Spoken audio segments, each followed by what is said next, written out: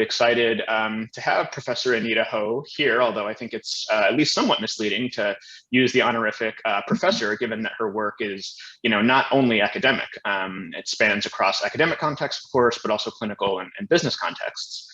Still, Anita is associate professor at the Center for Applied Ethics at the University of British Columbia and at the University of California, San Francisco Bioethics Program, which is, I guess, where she's coming from today. She's also a scientist at the Center for Health Evaluation and Outcome Science and the Regional Director of Ethics, Northern California for Providence St. Joseph Health. So I think it's safe to say that Anita wears many hats, bioethicist and health service researcher with training in philosophy, clinical and organizational ethics, public health, and business, and she is a classically trained pianist to boot. And so when I, went on the Google Scholar page and started, thinking I could list Anita's publications and research interests, I thought, wow, this sounds a lot like, the best bioethics textbook you could ever read, in the sense that she's researched and published so widely on so many topics of interest. And she's someone whose work I've always looked up to since I, came in the field. And I've just been so impressed by the topics she's written about, ranging from disability issues, the ethics of clinical trial design, end-of-life care, especially relevant to the medical aid in dying debates here in Canada, autonomy, informed consent, genetic testing, healthcare resource allocation. She's done a lot of great work on cross-cultural and global health ethics. And I, for one, really appreciate how she's able to do all this research, not only theorizing from the armchair, as many philosophers do, but she's also able to, I think, really successfully integrate methods, empirical methods, like from the social sciences, to study these important and pressing issues.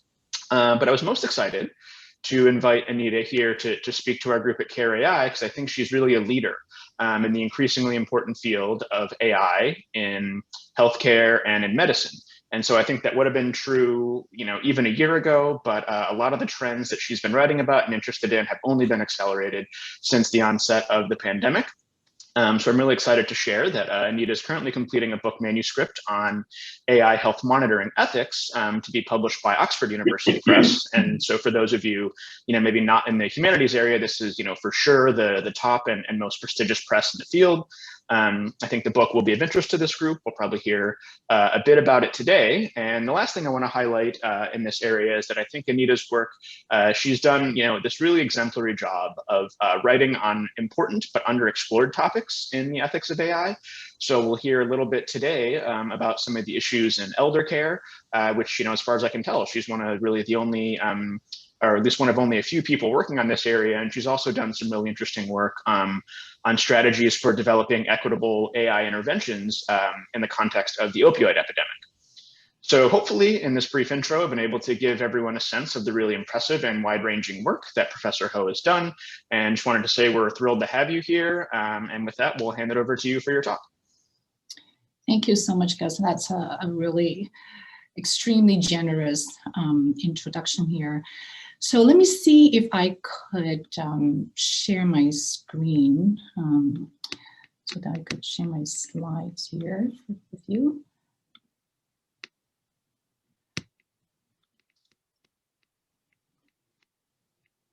I don't know what you see. So we've got the kind of like not the presenter view, but just the full kind of PowerPoint view here. Okay, so do you see full slide? Okay, great. Thank you so much. I'm really pleased to be here, even though that means at my office desk right now. But thank you again so much for the invitation and the opportunity to share some of my work and ideas. And in some ways, I kind of feel like when Professor Scober was just talking about some of the work I've been doing, I keep thinking, there is a method to my madness. So I'm hoping that a lot of what I have done in different areas in relation to disability, elder care, of course, right now with the pandemic as well, how we actually think about AI applications, particularly in relation to health monitoring, in a way that could be ethical. I probably won't be able to get through all of those issues that I have been thinking about, but I'm hoping that this will at least give you a snapshot in terms of some of the work that I've been looking at in relation to health monitoring. Today, I would be mostly focusing on elder care, And I'll share a little bit about a project that I'm working on right now as well, that's being funded by the CIHR, if we have time. I want to again thank Gus, if I may say that, for the invitation and CareAI and having me here. I also want to thank Emerson Collective. This year I'm a fellow working with them on AI or digital health monitoring, particularly in relation to the pandemic. What are some of the justice considerations when we think about health monitoring, especially now that in the pandemic, it seems that a lot of things that we generally think would be a violation or at least some kind of intrusion of privacy is now much more widely accepted. And you hear that today as well when I talk about some of my work. How does that actually possibly shift the way that we think about privacy in general and perhaps the utility of monitoring? And could this trend also stay beyond the pandemic as well? I also want to give a shout out to my publisher editor, Lucy Randall, who has been extremely patient with me in my delay with my manuscript. So I want to start with actually telling you a bit of a story. And this encounter first happened before the pandemic, but I've been thinking about this quite a bit throughout the last year or so. And I'm really curious what you think about the doctor's suggestion. So this happened on New Year's Eve of 2019, which now feels like a millennium ago. So a friend of mine told me when I was talking to him about the book I'm working on, so he told me about his mother's situation. His mom has early stage dementia and is in a care home, like here in the US, we call it skilled nursing facility. She has her own private unit, but you know, she does have some help in terms of meals and so on and so forth. And so her mom apparently has been telling my friend that, you know, she's a little worried about some of her neighbors and the manager of the skilled nursing facility, or SNF here, that she thought that some people may have been coming into her unit when she is outside and so on and so forth.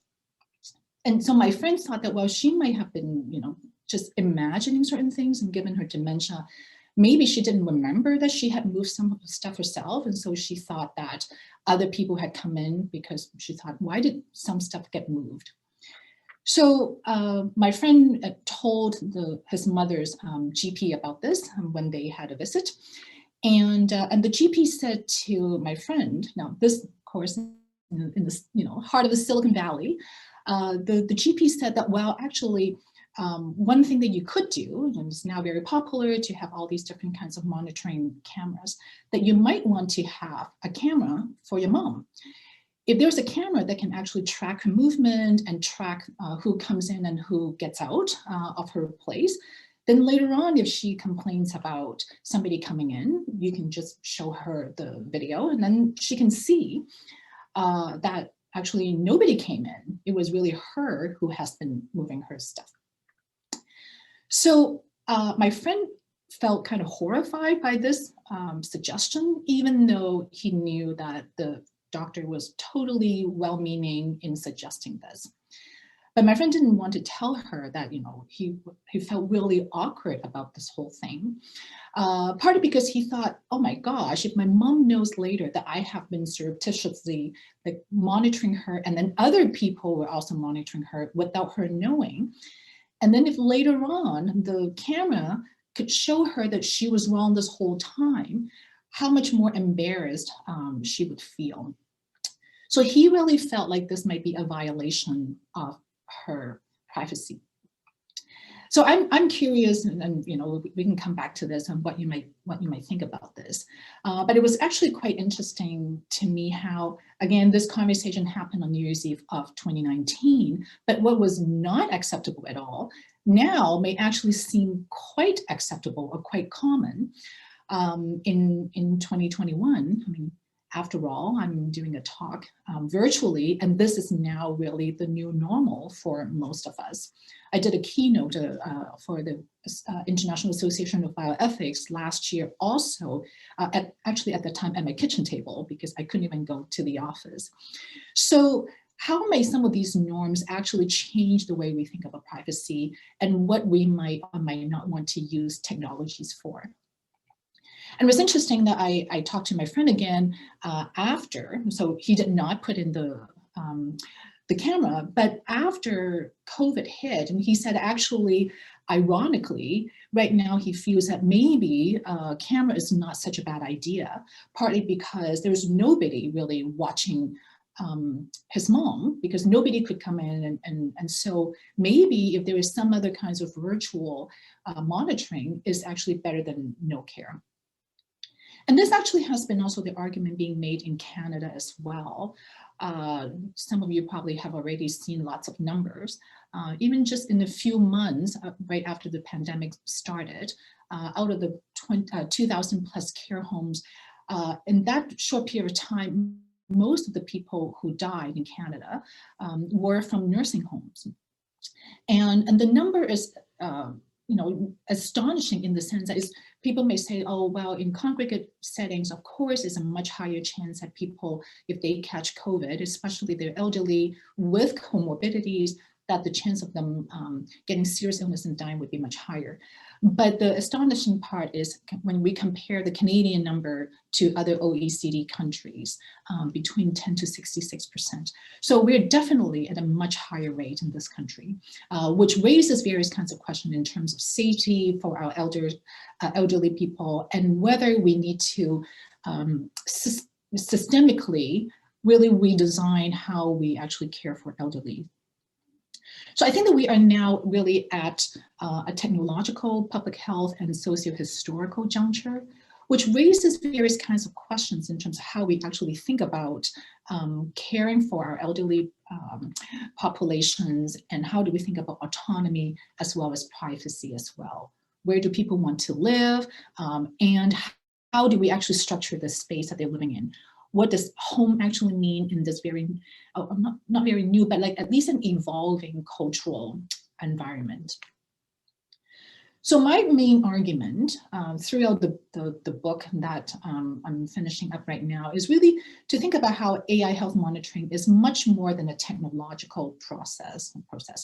The whole development and implementation of AI is very much of a socio-relational process that can really affect the meaning of care and familial care relationship. It can also really change the way that we think about the caring profession as well. And I think that the care relationships can particularly be effective for those who might be living at home with familial caregivers or other home care aides. So I'll explain here how the lens of relational autonomy can help us to think about whether AI health monitoring is truly enhancing ethical care relationship and privacies that can really facilitate stakeholder agency and promote health. So why think about home health monitoring? So internationally, life expectancy is continuing to increase, which is a great news, but the Asian population is going to double by 2050. So unless our infrastructure really changes, we are going to have a lot of problems in ensuring safety and quality of life for people who are aging. Now, longer expectancy, again, generally is a good thing if people can live in safe and healthy ways. But longer life expectancy also means that people would have more impairments and chronic conditions that may affect their daily activities and functioning. Most older adults want to remain independent, quote unquote independent, and living at home rather than in nursing facilities. In Canada, more than 92% of older adults currently live in quote unquote independent or private households. So they could be living by themselves with family members and so on, but in their own home. About 8% are in collective dwellings, including nursing homes. So the number partly reflects a shortage of nursing homes, but also reflects people's preference and to actually stay and quote unquote age in place. So there's a lot more focus now on how do we actually try to help older adults to age independently at their own home. But unfortunately, in many ways, it's actually financially very challenging for older adults. As I mentioned, that with increasing life expectancy it also means that people would age with more chronic conditions and impairments. But continuous observation of various degenerative conditions, including Alzheimer's and Parkinson's, for example, would require very substantial in-person monitoring and care. And so including in Canada, and many older adults simply cannot afford to have professional care aides. So many would have to rely on family caregivers, most of whom at this point are still women. But as more and more women are in the workforce as well, and they also have sometimes called the sandwich population, they're caring for their own children and also older adults, it makes it much more difficult. So their availability may not always be able to meet the needs of the older adults. There is also a severe shortage of direct care workers. In Ontario, for example, the Ontario Care Coalition actually calls this now the crisis level staffing shortage. And that's the case even before the pandemic. So now, of course, we are even in a much more dire situation. So is AI the answer to promote independent living? Now, of course, and there are, actually even what my friend's doctor, or my friend's mother's doctor was suggesting wasn't necessarily AI. She was mostly suggesting like some kind of remote monitoring, CCTV type of monitoring. But, some would point out that they actually, in many ways, of course, can be helpful. If, in COVID time, if you have somebody who is a human operator watching the videos, that could be helpful. But because it still relies on human operators, there's still labor intensive, it may also be prone to distraction and human errors.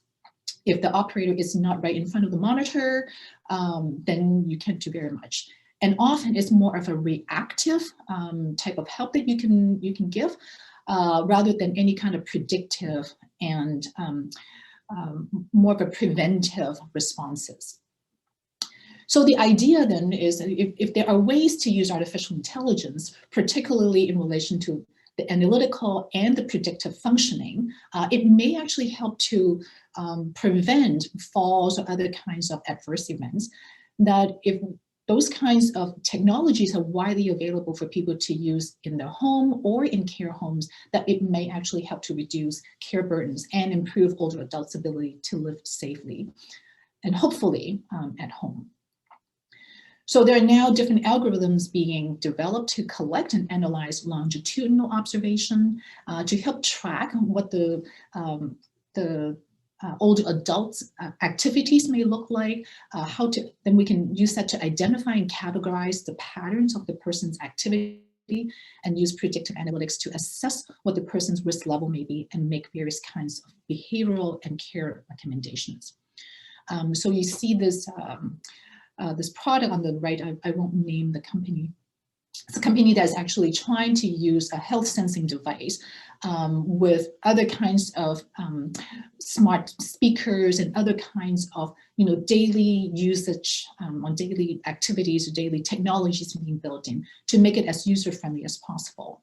It has a lift-out sensor pad that is docked into the top that allows 6 different types of cardiovascular measurements that the person can use the fingertip, a touch screen to activate various kinds of biometrical measurements. And when it is not checking the older adult's vital signs, it can function almost like just a smart speaker. Because it has a screen, it can also show videos, YouTube videos and so on, which I'm sure can actually help to raise blood pressure for some of the viewers. So this is a project that I have been working on with my colleagues at UBC in looking at the possibility of using computer vision to assess a person's gauge and fall risk. So this project is specifically to look at Parkinson's. It's still in very early stage of development. Basically, they're trying to use computer vision to recognize a person's steps, how they walk, how steady they are, and to also use computer vision to recognize emotions. And I can come back to this later if you're interested in some of my concerns in relation to this. And so we have been holding focus groups in terms of what Parkinson's patients might think about technologies like this that may be used in care homes and potentially in patients' own homes that would allow longitudinal monitoring. So the idea is that if we have longitudinal monitoring, if an elderly person may not be able to always remember their own activities or how they felt on a certain day, the longitudinal data may actually give a much better and more representative picture of the person's health. Now, and again, I can come back to this technology later on if people are interested. But now, and I think especially given the death rate and infection rate in long-term care in Canada, there are many companies now that want to look at how this may be a way to really harness the potential of artificial intelligence to see how we can use artificial intelligence in some ways to correct what I would call the botched care. Is basically trying to see, can we use artificial intelligence as ways to actually correct or at least somehow compensate for various kinds of system inadequacy. So some companies are now trying to have this virtual examination room for people to use at home. This can be at care homes or care homes that may not have enough staff members or people who really want to live at home, and especially in COVID, who would want the loved one to be in a nursing home, particularly given what has been happening. So you can use that at home to, to try to track what your loved one and what you yourself may be experiencing. So the idea is that they can allow alert systems, the preventive system in anticipating whether the person may actually have various kind of adverse events, and hopefully to correct that and prevent that accordingly. So these technologies are definitely in many ways in high demand, and from a market perspective, is certainly continuing to grow. It's estimated that by 2026, the global mobile health monitoring market is going to reach more than $236 billion US dollars. So you can imagine it's even much higher for Canadian dollars. So the technology is often now seen as a replacement for dependency on others or to fix system inadequacy. So those are certainly some of the things I've been thinking quite a bit about in relation to dependency, partly because in some of my work on disability really is challenging the notion about whether dependency is normatively a problematic state of being. But the idea with AI health monitoring technologies is to really think about how to actually we can use it to promote autonomy, for people to have better self-management if they choose to, have early discovery or anticipation of any kind of health decline or crisis, hopefully that they would be preventing that. And it may also allow us to have continuity of care between clinic visits, especially when people may or may not be able to remember what may be happening. But with virtual care, that this may allow us to actually enhance people's own engagement and provide and promote high quality care. So many studies do show that patients who are more engaged in their own health information and their own management generally have better sense of also satisfaction in terms of their care choices as well. And of course, COVID has certainly made it much more prominent in terms of thinking about virtual care. And so now many think that this may be actually the prime time for us to really think about how do we actually somehow harness and this sort of, I guess, energy and synergy in thinking about promoting more AI care. So I show you that the flip out touchpad technology very much is really about trying to see how we can be as user-friendly and integrated as possible in using various kinds of AI technologies. The assumption is that it can really promote people's autonomy and democratization of information, partly because the information no longer belongs to or may be confined to labs, clinics, or hospitals. So people can now have much more control in terms of when they want to get tested, right? You can just put your fingerprint on there and you can get information whenever you want and wherever you want. So the assumption is that this can really promote quote unquote consumer and patient autonomy. Partly because people can be in the driver's seat to say this is what they want to know about for the day. So questions may be about also whether it can really inform self-management and a much more mutual therapeutic relationship. So you no longer have to wait for the doctor to tell you what your symptoms might be. You can actually just look at the printout and what the recommendations might be from the AI technology.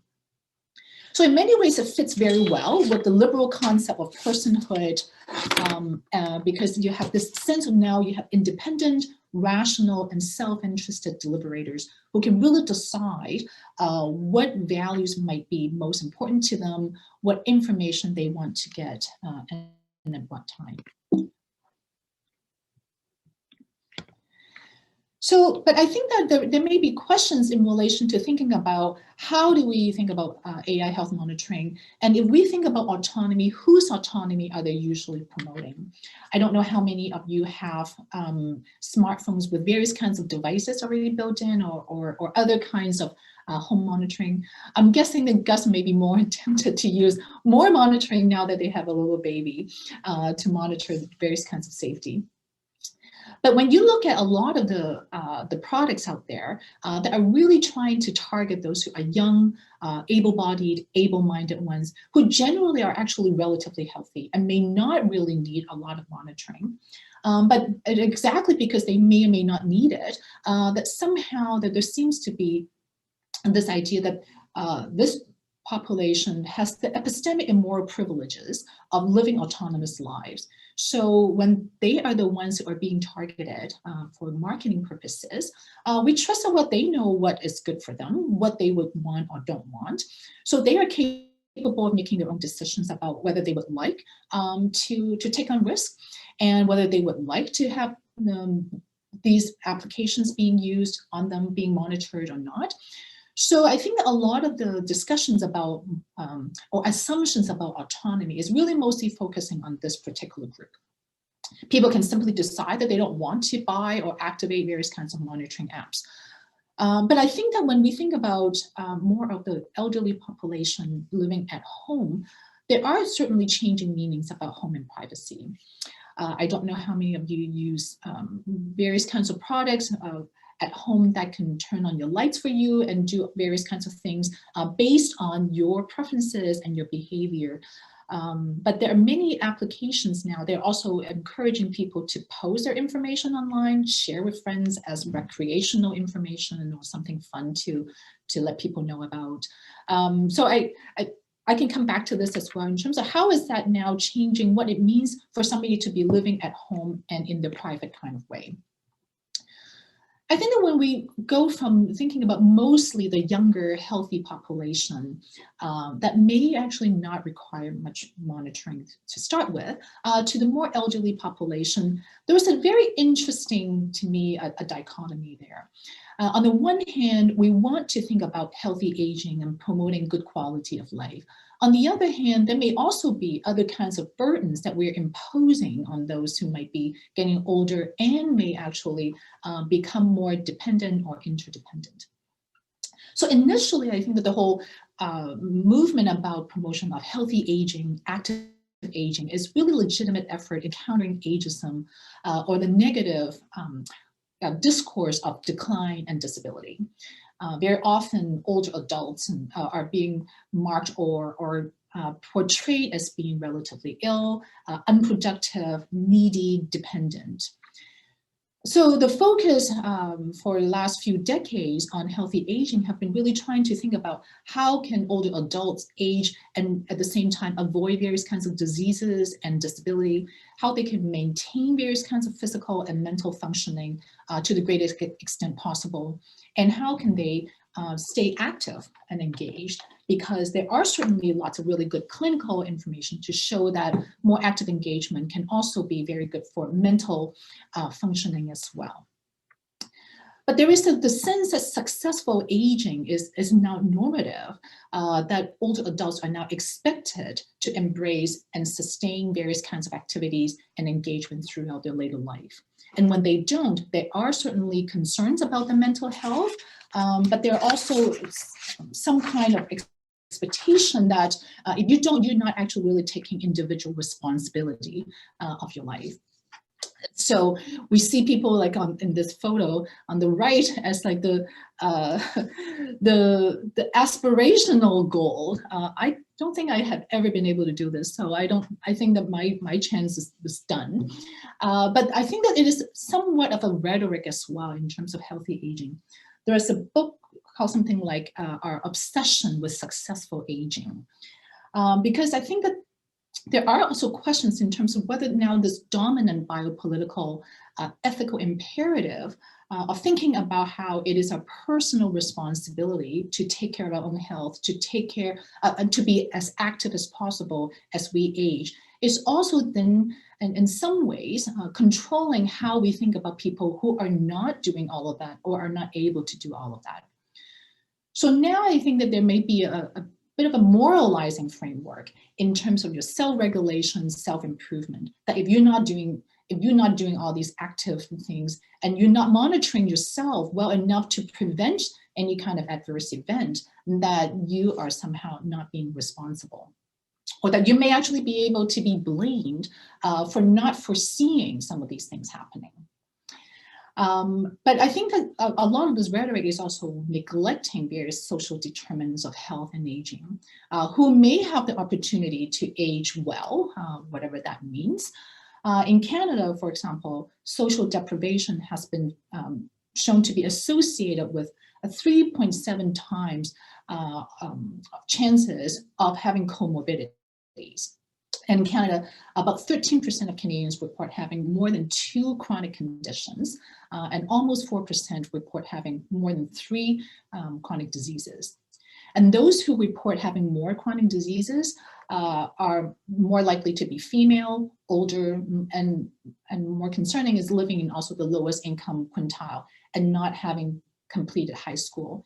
So all these other socioeconomic considerations are often not being put into our thinking when we talk about healthy aging, who may or may not have throughout their lifetime actually equal opportunity to be healthy to start with. But then, you know, when we think about impairment and dependency as pathetic or unfulfilled, which is very dominant, I think a dominant kind of discourse in and actually even general bioethics in philosophy literature, then there are certainly questions in terms of whether I think that the rhetoric of healthy aging is really promoting autonomy when we combine that with the way that we think about using AI health monitoring. So as I mentioned earlier, we often think about health monitoring tools as good and valuable tools for healthy aging and independent living. And I'm not necessarily saying that the technologies cannot do that.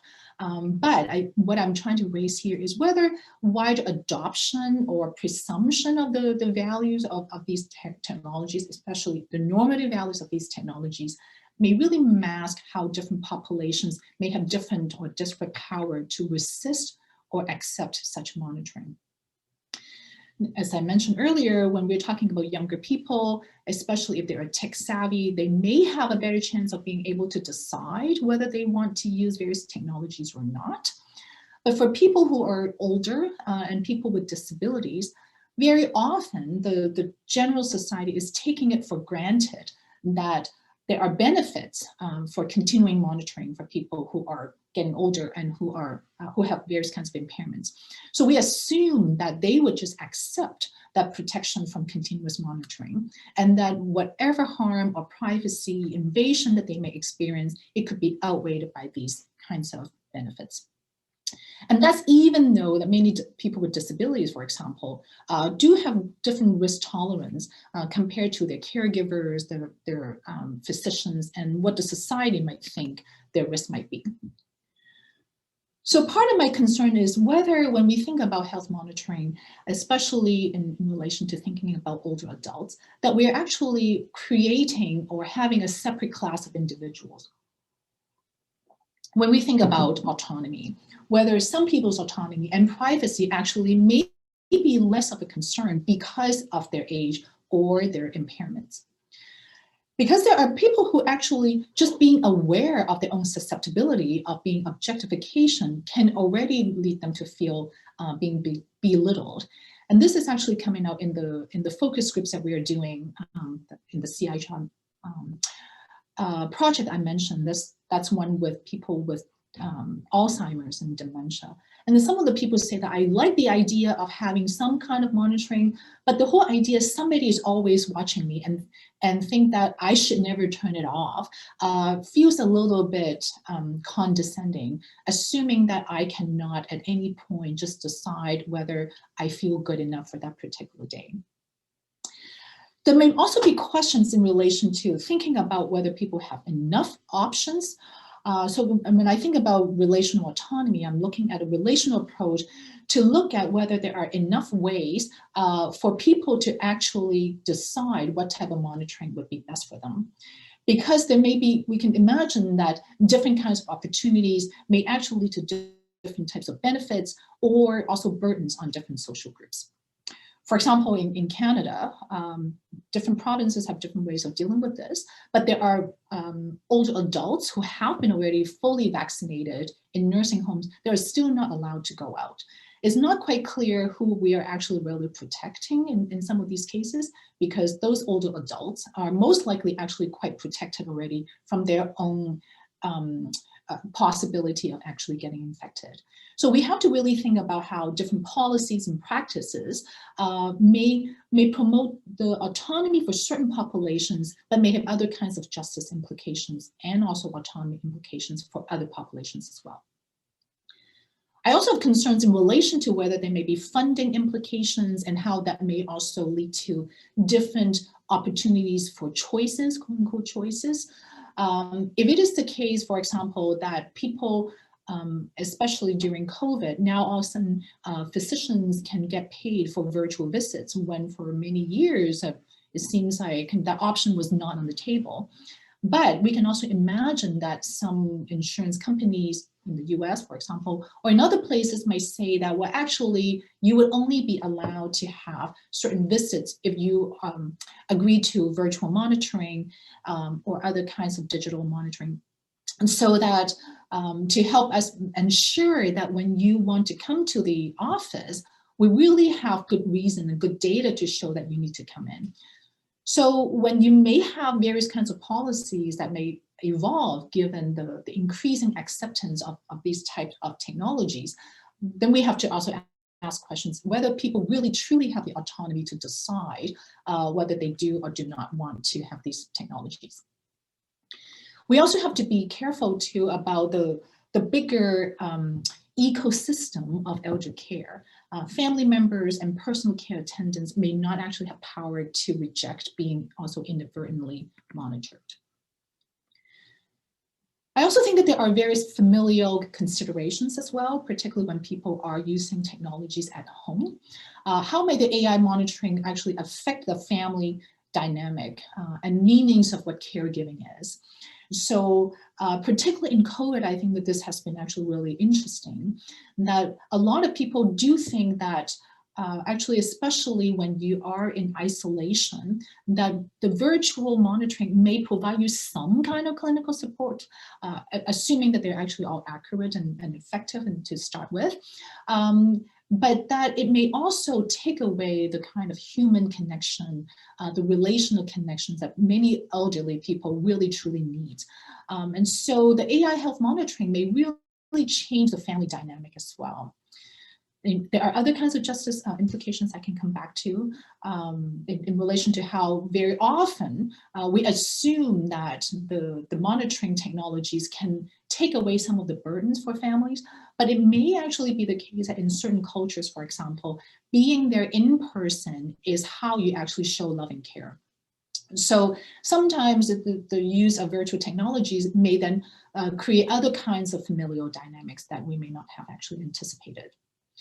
And also depending on how sensitive the technologies might be, technologies are sending a lot of alerts the project that I've been involved in relation to opioid epidemic, alerts about a possibility that somebody may actually be overdosing in a bathroom in, let's say, a restaurant. Depending on how sensitive it is, it may actually also lead to more fatigue for caregivers or people who may be minding the technology as well. So we have to really think about what does autonomy and consent mean. Particularly in elderly populations, there may also be questions in relation to whether people can have the capacity to actually consent continuously, especially if we're talking about, we're not just consenting to one episode of care or monitoring. When we have continuous monitoring, it's kind of an ironic thing, is that when people's capacity to consent decreases, that it may be the case that clinically speaking, they would benefit more. Possible, but they may or may not be able to say no at a certain point. So there are some who are actually starting to ask questions about advance directives in terms of consenting or declining consent. So I think that there are lots of questions when we think about autonomy, to think about how do we actually think about AI monitoring at home within this much bigger, now I think much wider culture of surveillance. So the public health scene, I think, is really affecting the way that we think about what privacy really means and how much privacy people are now willing to, or perhaps are actually being required to give up. There are also questions in relation to the prescriptive outputs from AI predictive analytics. In our focus groups, and some of our Parkinson's patients who participated talked about how, it might be good if you have a system that can tell me that today might be a day I'm not as steady. But if I actually feel very good, am I able to challenge some of that? And how may that actually change the way that we think about epistemic credibility? If people are reporting their own bodily experience, embodied experience, that may be different than what the AI predictive analytics may be telling them, how do we reconcile that? Some people think that, well, with AI information, or especially continuous longitudinal data, maybe clinicians would actually believe the patients more when the patient can say, well, see, you can see what my tremor have been like for the last however many months or days. But there may be the flip side as well, that if the AI is predicting something that is different than what the person is reporting, how do we actually reconcile that? Who would be able to, or whose report may actually be more trusted or be seen as more trustworthy?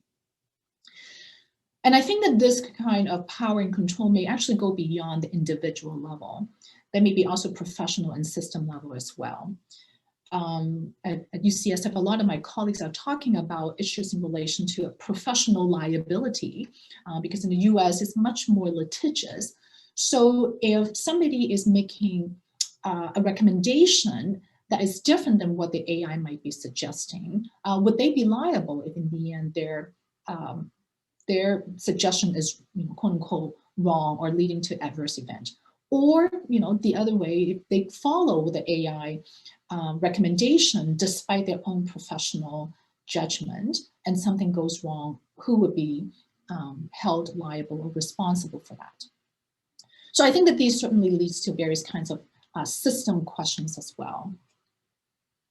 So I think how we think about the acceptance of artificial intelligence as part of this technological imperative and rational choices may really shape the cultural meanings of personal responsibility, whether patients are really being empowered, what does it mean for people to live a healthy way in aging in place, how we think about trust and caregiving as well. The impact on people's decisional context and the subsequent choices regarding AI health tracking and corresponding monitoring or care management may also be shifting given the power of artificial intelligence. And I think in many ways now, even not just AI, but general technology use is already really making it such that if you don't have access to it, if you decide not to do it, you would just not have access to various kinds of services.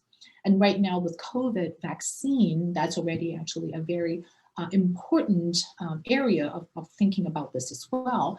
People who don't have access to a computer, who don't have access to a smartphone, would have a much harder time to recognize or find out where the vaccines may be available, to get appointments, to get follow-up reminders for the second shots, and so on and so forth.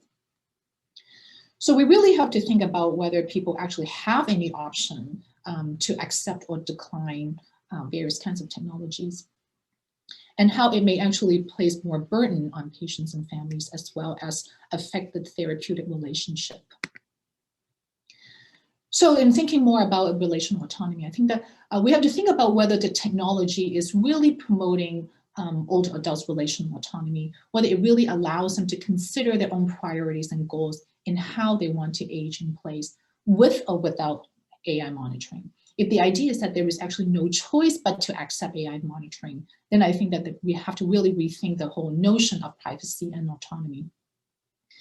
And as I mentioned earlier, that familial caregiving is deeply symbolic. So there are also the broader questions in terms of how do we integrate caregivers' priorities and concerns. Some caregivers may feel that their privacy is actually more also protected, but others may actually think that they're giving up more privacy. They're giving up more of the time if you have a very sensitive device as well.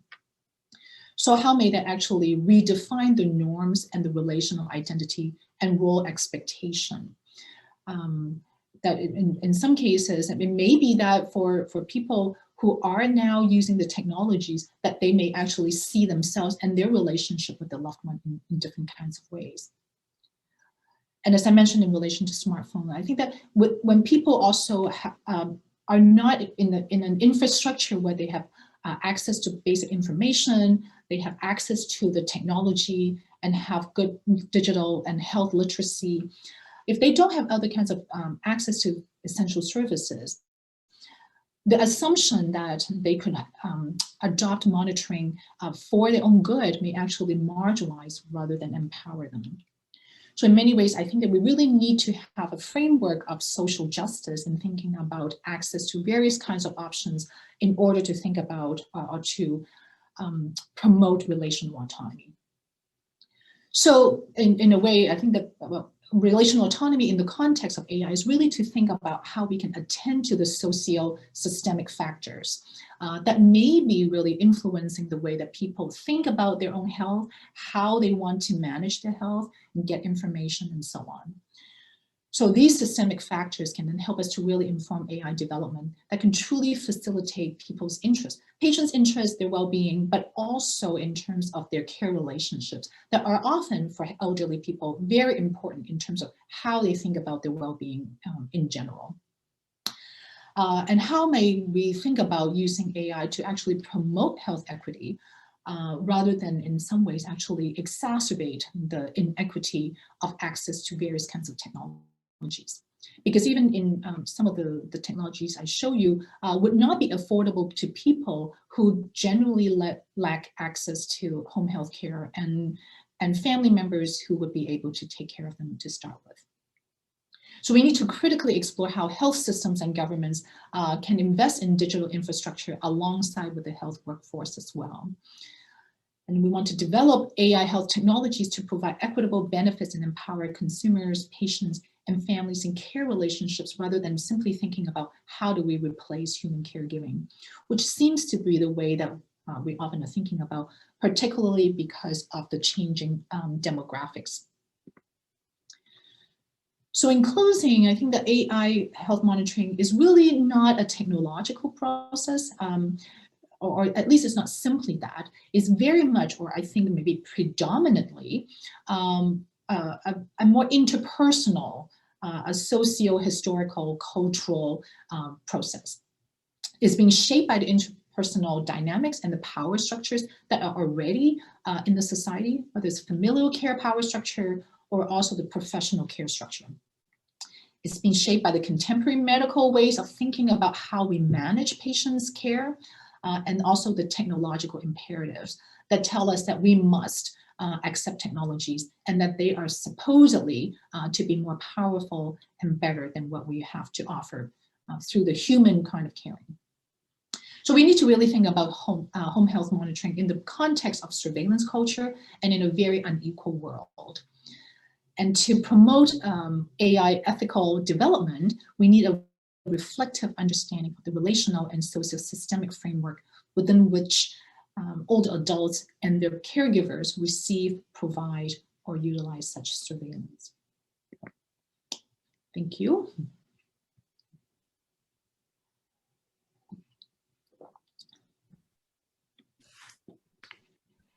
I can't, oh, I can see the chat now.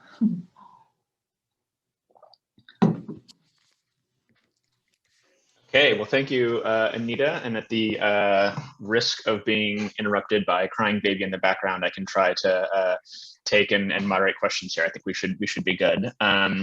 You can just use the camera for the baby. Predict when Kobe is going to cry, and then we can mute. That's a pretty easy prediction. It's like constant. Don't need an AI for that one. Exactly. We don't need AI for a lot of things, but you know. Yeah.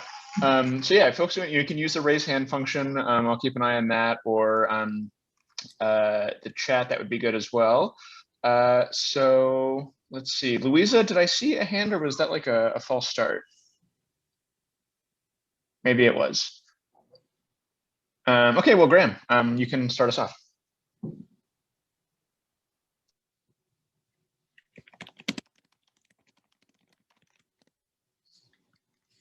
I don't think I can hear Graham. I was just telling you that I got permission to take my mask off. The person servicing the dishwasher has left the household, so everything is clear. So thanks a lot, Anita, for the wonderful talk. And you know, actually, those of us with older parents, these are some of the discussions that we're having right now. So I think it's nice to work on this topic of research where you connect to something that's very real in people's everyday lives. So something that I was thinking about, and I think maybe Medhat, who's here as well, might be thinking about himself. He works on robotics, and so a lot of the systems that you described are quite passive, right? Like they're sensing devices. Someone might be remotely monitoring them. But I'm very much interested in this notion of making the systems quite active, as we might be doing, and maybe enabling them with like teleoperation, moving this to remote workers. Could this allow us to kind of outsource some of the care? This would likely pose other ethical questions, right? Of like sort of a new generation of servitude to sort of richer markets. But have you thought much about this? Like, is this helping labor, or is this, yeah, maybe you can respond to sort of the new generation of teleoperated care in an active sense. Sure, that's a great point. Actually, I want to say a little bit about the passive versus active that had come up in our focus groups as well. Some people thought, oh, the passive monitoring is good if, you know, if I don't see it always, you know, happening, you know, around me, and it's just doing its own work. Others thought that it was creepy for them. Because they may forget. And so like if consent is that you are aware and are still giving permission for the continuous monitoring and collection of your data, that's one thing. But when it's passive, then you've basically forgotten it's happening, especially for our focus group participants who have Parkinson's, and then they think that they are more forgetful in certain days as well. So that may also raise other questions. In terms of helping with relation to the labor market, and that's actually a really good question, because with the aging population, even personal care attendants are aging. Depending on the immigration pattern as well, which is a whole other global justice questions. We in Canada and the US, we simply don't have the necessary number of younger physically, you know, able caregivers, and for a lot of our aging population. So I think that's part of the reason why some people think that having maybe I should clarify, are we talking about outsourcing to technologies or outsourcing to other places? I was actually talking about outsourcing to other places, people who would teleoperate robots in a parent's house and actually care for them.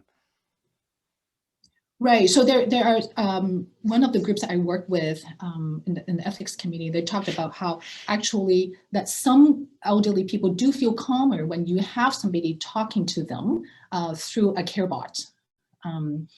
But it only works if they don't know it is a bot. If you somehow convince them that this is a real person or real whatever entity they think it is, that they are actually more accepting of that. And so there may be other questions in relation to how much deception may actually be ethical when we have also the teleoperational devices as well.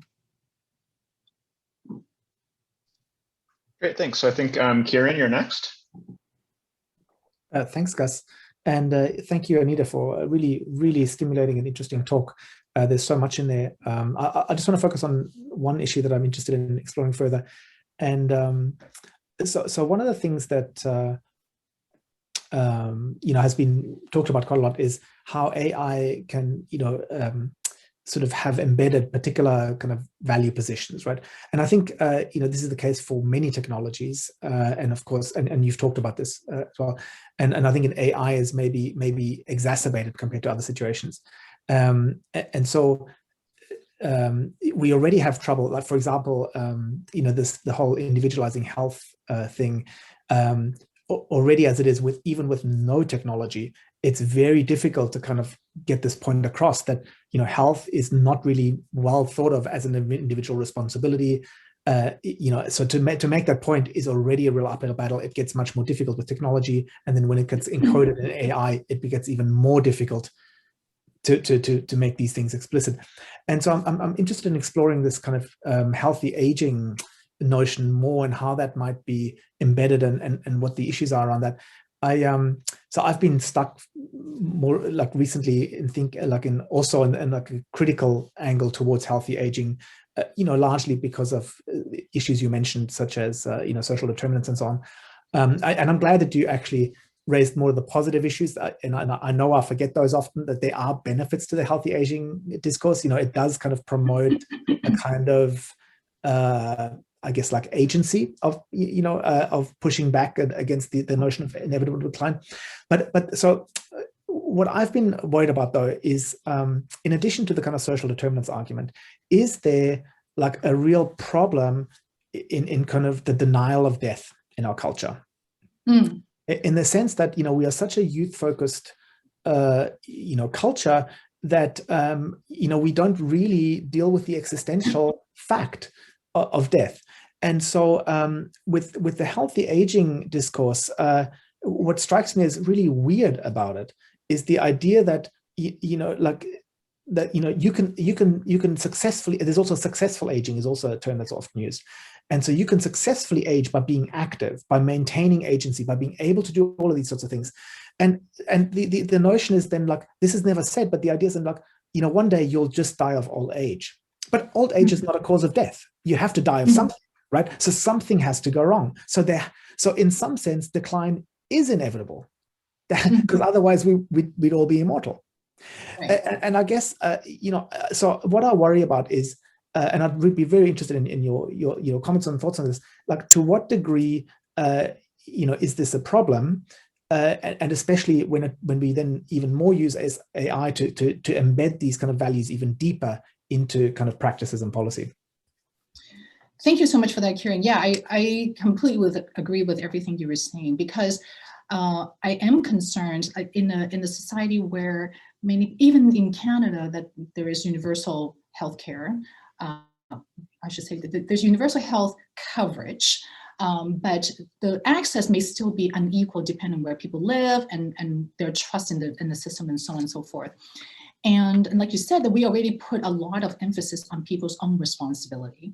This is not to say that people should not be able to, engage and do whatever they think that they want to do. But if the assumption is that it is your responsibility, and if you decline, if you're not aging healthily, whatever that means, it is your failure. right? So that the discourse is really putting it back on individuals rather than saying, how do we promote a healthy environment? I think if we change the discourse to thinking about a healthy environment, accessibility is probably one of those things, right? So people don't have to figure out how to walk up and down the stairs if you have accessible parks, accessible homes, and so on and so forth. So I think that it's okay to talk about individual, quote unquote, responsibility if we have a level playing field, that we actually have a system where we are making sure that people who do want to access various kinds of options do have those options. But when we don't have the options and resources, then, and putting it back on individual, is disguising a lot of what I consider to be social justice and injustice issues as if this was just your own fault. And I hear you as well in relation to the denial of mortality and decline. And I think it's partly because in philosophy too, right? When we think about how the able-bodied, particularly able-mindedness is, you know, the highest level of that we want to strive for. And so when we think about autonomy, you know, consent, do we even require consent if somebody does not have the mental capacity? So I think it's a really long-winded way of saying that in a lot of discourses, the intersecting discourses, we are already putting the highest prize on staying at a certain level. So unless we change that and recognize and accept mortality and how dependency is part of human condition. Colby is completely dependent on others right now, right? And so, so unless we change the way we think about dependency, especially in older age, it would be really difficult to really think about what autonomy actually means. That's great, and I'll just second that. That is the dependency is just an inarguable fact of existence. Okay, so Monica, I think you are next. Yeah, thank you very much, Gus. Thank you very much for the presentation. It was really very interesting. So I'm in math, so I'm not so, you know, conversant with some of the issues presented, other than just I'm a layman, you know, at large. But I would be very curious to hear your personal take from your vast experience in these areas, which I do not have, on something sort of related to ethics and to the use of technology, and specifically related to the pandemic situation that we're all finding ourselves in. And I'm going to make it fairly pointed. So there is, of course, always a debate between being ethical, and we all want to be, and being effective, and we also all want to be. So I'll give you two specific examples. One, and I'd love to hear your opinion on them. Of course, within the limits of the time. I don't know how the organizers are managing that, so I don't want to be too long. So number one is, you know, what is your take, for instance, in how people reacted to, for instance, introduction or launching rather of these digital platforms, electronic platforms, right, where we were supposed to log in and say that we tested positive, so that other people can be tracked and our contacts can be traced in a much more sort of efficient and much more large scale fashion. And specifically, of course, you're probably aware that, you know, Canada has such a platform. Ontario launched it among the first in July, and I think we're still around less than 2 million adoption for a 13 million population. So needless to say, it wasn't a success. And I think, you know, the government said, well, it wasn't a success, you know, because people are hesitant in privacy.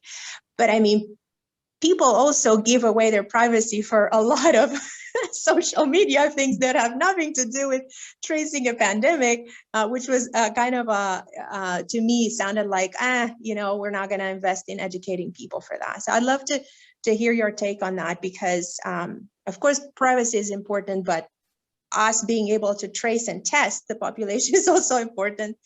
And a second example comes from actually a piece of research that I haven't been involved in, but I know of, is this idea of whether we want to be ethical, but we also want to be very effective in vaccine deployment. So that there again, we want to start with all the ethical groups, the age groups. So within the priority groups, there is a way, if we were very good at adopting technology, of actually identifying people with largest contacts, other than just sitting and saying it's a grocery store and it's the restaurants, right? Which is obvious. So people with more contacts than normal, and target those and then move to the rest of the group. That would be extremely efficacious in the sense of how much we can prevent right. once we vaccinate. But of course, that could raise flags as to, is this really ethical? So where do you stand? What is your personal take on these issues, which are hard? Yeah. Thank you so much for those two questions. And the first one actually is something that I'm working on, and I would probably have a much better answer for you at the end of October. So I'm a fellow for the Emerson Collective this year, and that's exactly what I'm looking at in terms of digital contact tracing and monitoring, surveillance, whatever term we want to use. Because one of the questions, and that's actually what I would not know very much, and mathematicians would probably know much better, is in terms of whether actually contact tracing is best used when the pandemic is in full swing, or when it is actually less people. Because when, in the US in particular places, when the viral spread is so rampant, did it even matter about contact tracing? And it's quite interesting to me, because many other places also have the same concern. Unless you have a more authoritarian government, some places require you to have the app on your phone, and that it shows, the green arrow or something. Otherwise, you cannot even enter various kinds of buildings and businesses. You could make people compliant.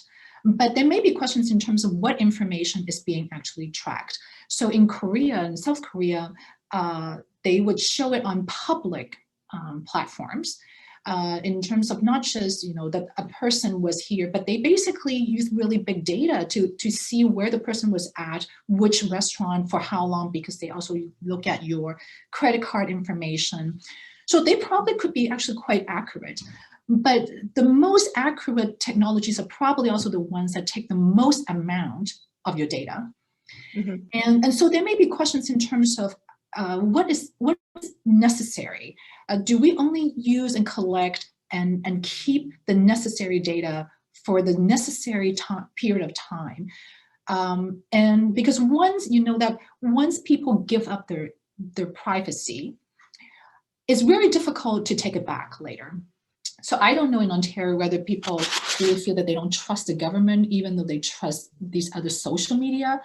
I agree with you that social media use makes me wonder whether it's that people don't realize how much companies actually sell the data, and that's why they would use it, or that because in the government, when they talk so much more about privacy, that inadvertently, when we tell people how much we are protecting your privacy, that gets them psychologically to think more about, oh, I should really think about my privacy now. So there's that disconnect there as well. So one of my questions, and this is more looking at the US in terms of contact tracing, particularly in the context of broader surveillance, whether contact tracing, when used with other types of data, may lead to more inequity. So, because I don't think about the AI contact tracing for COVID is really just about that. So when we were talking about large crowds in the spring, and I talked about this in my keynote for the IAB, the International Association of Bioethics. In the spring and May and June, there were lots of mass gatherings for Black Lives Matter. There are also people then who were taking off their masks. And so contact tracing in certain contexts can actually even tell you who were at political rallies, right? Right. So what do we do with all that kind of information, or how might that be used? And especially when police was trying to then find out who might have been involved in any kind of possible violence or other kinds of activities. you could use contact tracing information to see if a person was at some of these gatherings. So I'm not as concerned generally when we're just thinking about if it is a very limited purpose, but again, if we think about the broader culture and broader environment, how we are using different types of data, I think we need to keep that in mind. And so I think that may also lead me to perhaps a very quick, I'm just thinking out loud in relation to the vaccine deployment. We would probably need a lot more data than just who is exposed to more people, right? So probably even when we think about younger populations or people who may be more exposed, if they're younger population, no comorbidities, their chance of getting sick is still much lower. So the only way that we can really probably do much more fine-grained prioritization is if we have a lot of information about people, not just are you in more crowded areas like grocery store, but what may be your other kinds of health records and so on and so forth. So I don't know the answer to that, but would that also lead to then also thinking about which groups may be more hesitant is probably the wrong word, but maybe more deliberate in terms of thinking about whether they should get vaccinated or not, given trust issues. So I like the idea of using math. I like the idea of using data. But going back to Kieran's point, there may also be other kinds of biases. And how do we actually put all of that into consideration as well? Thank you very much. Okay, so we've got a couple more questions. So we'll hear from Medhat's question first, and then Edward after that. Okay, thank you, Anita. This was a quite interesting talk. I want to go back to one of your slides where you put a question about, I think, whose autonomy. And I'm thinking here about three scenarios, and I want to get your take on whether the autonomy here is the same thing. So one scenario is you've got some sensors in a home that is monitoring a person, okay, vital monitoring of a person, some sensors, okay? And the monitoring is done by a person, by a human being, versus the monitoring is done, that's the second scenario, is done by an AI system that would look at, you know, a whole host of data and make a decision, versus a small robot in the house that can actually act in a certain way. So not just it can act. Do you see a difference in the autonomy here between the person being monitored or the person being acted upon? If you are dealing here with a human being on the other end versus some sort of an AI system on the other end, or is there a difference here in the shared autonomy here, the degree where things are? And you touch about, you know, trust and stuff like that. Thank you. Really interesting question. May I clarify the third one first? So it would be a robot at home doing the monitoring and can act. Yes. So you can act here. Yeah, so the act here is very important because the act could also create other problems. So if the robot, for example, can administer a certain injection, or the robot can, for example, help a person move around or bring in a certain medication, or in other words, the robot can change the person's environment. And that change in itself has its own, all kinds of logic, all kinds of issues. Things can go wrong, can actually cause problems. So you can see here that it's not just a passive, the question that Graham was talking about, a passive monitoring, but it's actually the robot can actually, it has its own autonomy. So what I'm saying here is the robot has its own autonomy to act on the environment rather than just observe it. Yeah, really good question there, because it has come up and I think I might have put on a slide but didn't actually talk about this, because there are some who say that, you know, when in this technological imperative that we think that technologies are more accurate, you can imagine the robot compared to, let's say, somebody's adult child saying to grandma that, grandma, you have to walk. Grandma said, I don't feel like it. Well, I think you need to walk, but what do you know? But if the robot is supposedly seen as being more accurate, it may be harder for a person to decline if we buy into that notion. So there's that piece. The first two is really interesting because there are some studies that show that people actually feel better when, especially if there are private activities, that they are not being monitored by a person. They feel better than when it's somewhere else by technologies. But it's interesting that I asked this question quite pointedly in one of our focus groups with the Parkinson's participants. And the question was, in terms of the sensors, where would you like them to be or not to be? And many of them talk about they did not want it to be in the bathroom or bedrooms. A couple of people, were thinking, well, no, you still want to know, can you get out of bed? And then somebody mentioned that, but if, let's say your private sexual activities with your spouse might be monitored. Now, if it is AI versus a real person, there's nobody monitoring them, there's nobody watching you.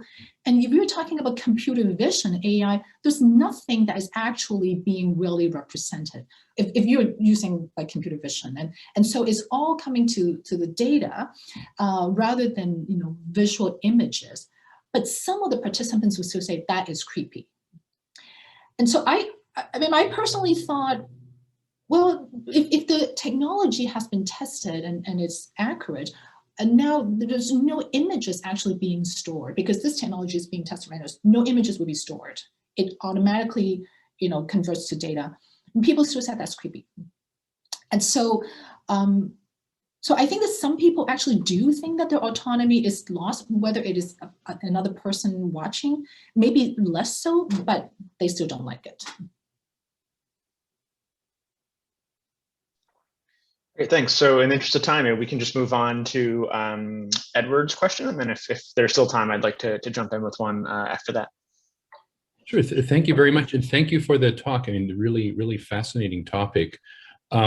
I guess my question, this gets a little bit back to what Monica was talking about, and maybe it's a little bit redundant with that actually, but this idea, actually what you were just talking about, this idea of what sort of data are people comfortable with giving up versus not, and does logic necessarily play a role in that? And do you, in your experience, do people have do they discriminate between whether the data that's being collected and being used is in aggregate form or is in individual form? And the thing that I'm thinking of, in particular, getting back to Monica's example of using these exposure notification apps, another way that you could repurpose them is essentially as an early warning system of where do you expect a lot of transmission to happen, simply by having them do an additional thing that I don't think they do right now, which is essentially phone home and tell you in a geospatial sort of way where are there a lot of contacts happening, which can give you, if there's a spike in contacts happening in some geographic area, then you may anticipate, okay, there's a higher chance of transmission happening here. On the other hand, Google, of course, as we know, publishes not quite that data, but proxies of mobility, although they have, I think, publicly said that, once COVID goes away, the data is going to go away. So even that is something that they at least perceive people are going to be worried about. So, what is your sense of how people perceive, aggregate data versus individual data? And do you think that COVID has somehow changed that perception? Yeah, thank you for that. It was a really interesting question. Many people do think that COVID has been changing the situation, because a lot of these apps that people are signing up for, they probably would not have signed up for it before. And it probably also partly depends on what their perception of their own risk in general might be. In terms of whether it's aggregate versus individual forms, frankly, this is the part that I'm not quite sure whether people know whether it is actually collected with identifiers for them.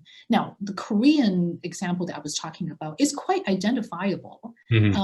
And some of the reports from Korea is really saying that actually there are certain populations that were concerned, because when they were showing clusters that it was starting in, you know, a nightclub area in the LGBT community, that more people who are LGBT might actually be targeted in general, right, because of how the data is being interpreted. So in some ways, it's probably not just, you know, are we collecting individual versus aggregate data? It's how we report it, how it is, you know, do we have to think about when we use the data, that it has to also be interpreted in the broader context to also make sure there is no targeting of various population groups. One of the questions that I have in relation to the digital contact tracing is, going to your example, I think it's wonderful to be able to know where the outbreaks may happen. And I think that a year more now have passed that we probably don't even need AI to know that in the lower socioeconomic areas, that's going to be more rampant. And so the question that I have is, what do we actually use the data for? And so there may be the individual level about, you know, if you have been exposed, you warn individuals. But are we, for example, setting up more mobile clinics in certain low SES areas to make sure that the vaccines can go out quicker and more accessible to people who may need them? So I don't think that it's just about whether we collect the data. It's what do we use the data for? And to balance that risk about inequity, then if we have these other mechanisms to make sure that we are using that also at the population level to make sure that we can equalize the playing field, then I think it's more acceptable. But I think that there's some populations that may worry, like, my data is being collected, but if it is showing in the end, quote unquote, Black neighborhoods are, you know, are more rampant, and then we blame people rather than the conditions that they're in, then I don't want my data to be part of it. I don't want to be feeding into this larger disparity as well. Thank you very much. Yeah, that certainly makes sense. Very, very thought-provoking. Thank you. Well, if it's okay, I'd like to interject with a question too, and it's related to a few of the themes that have come up about, you know, accuracy and efficacy. So, you know, I want to describe just like what I think is a pretty classic kind of bioethics case regarding dementia care, and then, you know, ask for your thoughts on how you think the use of AI, some of the tools you've described, might complicate it. So, you know, I read a piece about dementia nurses a few years back. And, you know, one nurse was describing a way in which one of her patients would constantly ask, you know, when is my husband coming back from the store? He just stepped out to the store, right? And of course, her husband had been dead for 15 years. And what the nurses found is that, like, you know, if they just said, oh, you know, he's out to the store, he'll be right back, within about 5 or so minutes, you know, she seemed to forget about it and was on to the next thing and all was well. Whereas if they tried to explain to her, no, your husband's been dead for 15 years, it tended to cause like quite a lot of distress. So there's this case where, like, you know, you might think you have a duty to tell the truth on the one hand, but then that can conflict with your duty to, like, you know, promote the patient's well-being. And so, like, you know, in the first example you gave about the sort of, you know, accuracy about, no, grandma, like, no one really came in the room and moved your stuff. I mean, do you think there's cases though where accuracy isn't the thing we ought to be aiming at, right? So that if there's situations where it could be justified to use these fictions, if you can call them that, in a way that they could have therapeutic value. And, like, do you think, like, could an AI ever tell the difference between, right, those cases when, you know, you want to tell them, no, your husband, you know, just went to the store and he's coming back, or no, you know, he's been dead for 15 years. So, like I said, I think it's kind of like a sort of classic case, but I'm wondering, you know, how you think the use of AI might complicate it. That's really interesting. I don't know how sophisticated the AI could get in being able to tell the difference between those two types of scenario. We have had certainly some of those questions coming up in some of our care homes as well. Yeah, how do you tell the truth when the person will not remember, and you basically have to re-traumatize the person over and over again? Now, of course, some people may say, well, if we're talking about a person who actually does not have the capacity to understand, then does autonomy, what role does autonomy play, or how do we actually think of autonomy in those situations, just like my friend's mother situation. I don't actually know what my answer would be about the husband has been dead for so many years. But in relation to my friend's mother, it was quite interesting because my friend to say, I don't know for sure whether anyone had come in.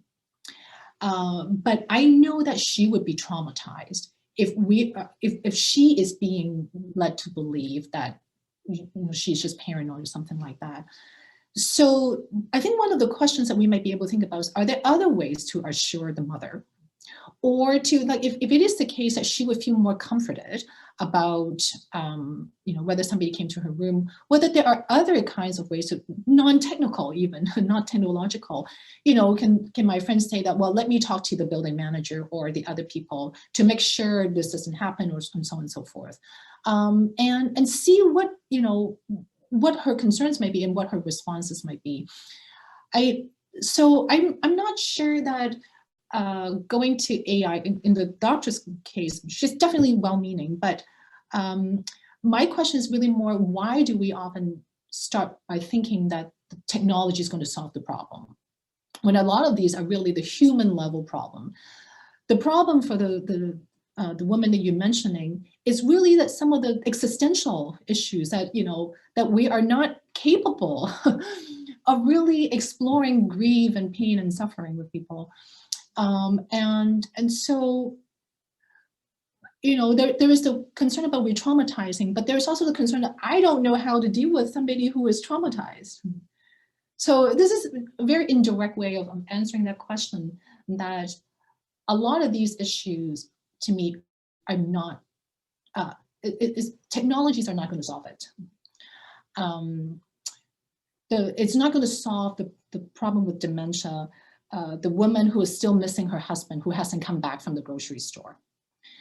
And technologies may be able to help us to disguise the problem.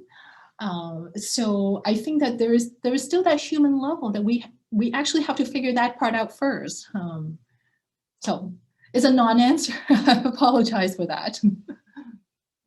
No, it's probably the right one nonetheless. So I do see that we are at time, 1:30. So I wanted to thank everyone for coming out, and thank you again, Anita, for a wonderful and stimulating talk. And I am sorry to report that I was given very good advice, which is never to wake a sleeping baby. And so we'll have to wait some other time for you all to meet him online. Can I, before I end, I want to give an example. You can actually Google it yourself, but I might be able to send you the tweet that I found that, because Kira mentioned earlier about biases. Somebody put on a translation on a Google translator I think this was in Hungarian. Hungarian is a non-gendered language, and they put different things about being beautiful, being a doctor, being smart, being whatnot, all using non-gendered language. And when Google translated into English, almost all of them were gendered, the he and she. And so the biases are often being built into that. And so when we think about accuracy, we have to think about that as well. And so I'm going to end with that. Good. Well, yeah, so thanks again for the talk, and thanks everyone for coming, and see you for the next installation. Okay. Thank you very much. Bye, everybody. Thank you. Bye, everyone.